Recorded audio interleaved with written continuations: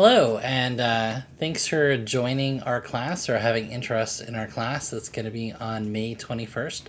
I'm just going to talk through briefly the exotic materials we're going to be practicing on, and those that attend in person, we're going to have a grab bag of these materials for you to continue testing on and use for projects after the class is over. So the first material that we're going to have is Mylar. So this is 7 mil Mylar. It's great for stencils. Also, if you want to make covers for things, plastic covers, I've used it for that as well. The settings for this are 30 power, 70 millimeters per second, and 1 pass. And again, that's beginning settings. Depending on the shape that you have, as the laser slows down in corners and things like that, you might have to bump up the power a little bit. So 7 mil Mylar. The next materials we're going to work with EVA foam.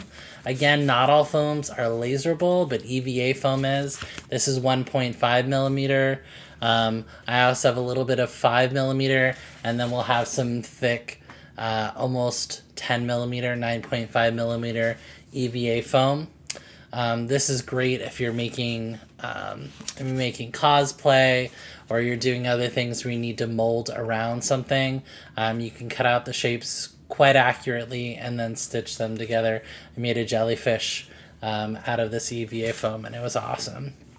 So the 9.5 EVA foam, 60 power, 30 millimeters per second, 2 passes. That 2 passes is really critical as it's so thick. The heat dissipates from the first time to the second. And then the 1.5 millimeter is 40 power, 70 millimeters per second. Again, you want to keep moving. You don't want to melt the material, and only 1 pass.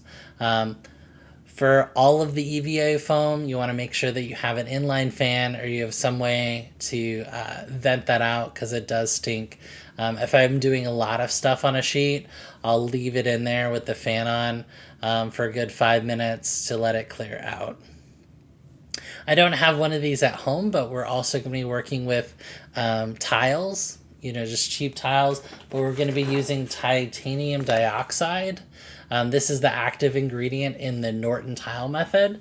So we'll be, I'll probably pre-treat these, but we're going to be spraying on with an airbrush a mixture of this pigment and water. And then when we laser it, it's going to affix that to the surface. It's going to be smooth, it's going to be dishwasher safe, and it's going to be awesome.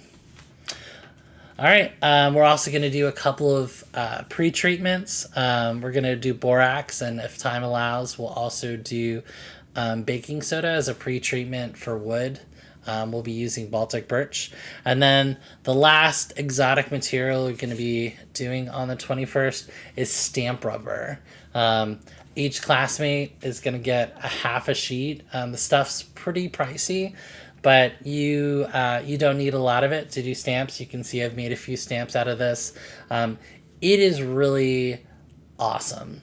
So to be able to make a custom stamp with a logo or a signature, there's, if you have a teacher in your life or if you have kids that have teachers for teacher appreciation, making a custom stamp is really a big deal. Kids love it too. So we'll be learning about stamp rubber and playing with that, and you'll have some material to take home with you.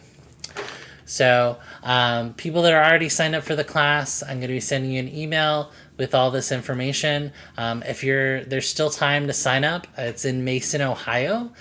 So if you're local to that area, or if you have interest in future classes, please email sharscrafthaven@gmail.com or comment on this video. So excited to have a class in person, excited to be working with both the Laserbox Pro and Rotary, as well as we'll have an M1 there if you want to check that out.